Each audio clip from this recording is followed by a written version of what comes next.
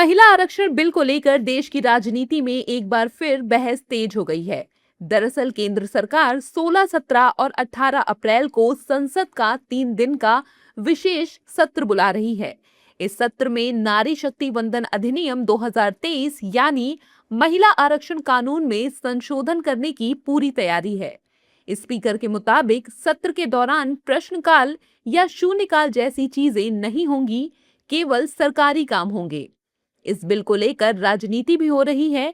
विपक्ष इस सत्र का विरोध कर रहा है, वहीं बीजेपी इस बिल को देश के लिए जरूरी बता रही है। जब तक महिलाओं को हम मुख्य धारा में न लाएं, हर संभव प्रयास करना है, चाहे वो उज्ज्वला योजना हो, चाहे वो लाडली लक्ष्मी योजना हो, चाहे वो लाडली बहना योजना हो, चाहे वो लखपति दीदी योजना हो, चाहे नैमो ड्रोन दीदी योजना हो, चाहे स्वयं सहायता संस्थाओं की योजना हो, चाहे महिला आरक्षण बिल की बात हो, हर एक तरीके से चारों तरफ से हमें महिलाओं को प्रोत्साहित करना है ताकि वो राष्ट्र विकास और राष्ट्र प्रगति में अपना योगदान दे पाएं। ये एक ऐतिहासिक निर्णय और एक कायाकल्प में शब्द का इस्तेमाल कर रहा हूँ, भारत के लिए होगा प्रधानमंत्री नरेंद्र मोदी जी के नेतृत्व में। Now the Congress party very clearly needs to answer. Is it opposed to the entry of youth in politics where a large number of people will be able to contest Lok Sabha elections for the first time? Or is it opposed to the entry of women in politics, because obviously this historic bill will enable 1/3 of the total number of Lok Sabha seats to be reserved for women by rotation for a period of 15 years each.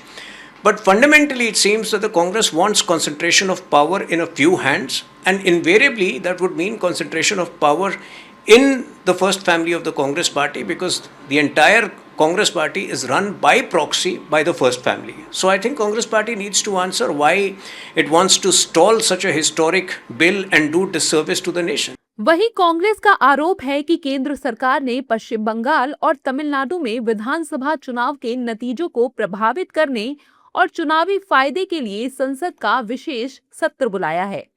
Congress इसे चुनाव आचार संहिता का उल्लंघन करार दे रही है।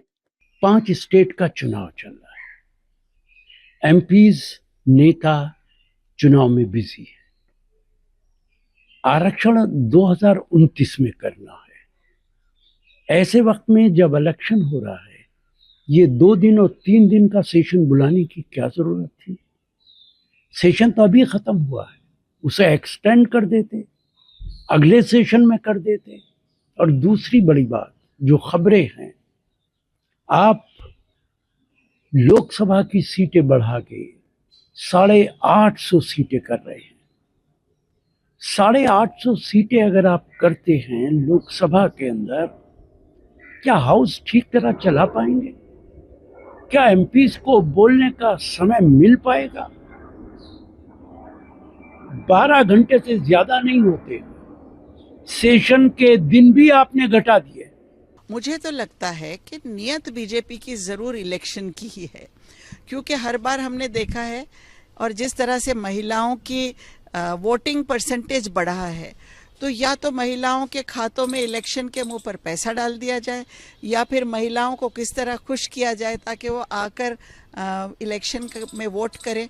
लेकिन नियत अगर बहुत साफ है और जो होनी चाहिए, ये हमारा डिमांड है, क्योंकि मैं भी एक महिला हूँ और ये दर्द मैं रखती हूँ कि महिलाओं की आवाज़ संसद में आनी चाहिए।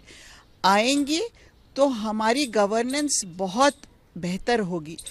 जैसे परिवार में पुरुष महिला दोनों परिवार चलाने के लिए आवश्यक होते हैं, देश चलाने के लिए भी महिला पुरुष दोनों का दृष्टिकोण बहुत ज़रूरी है।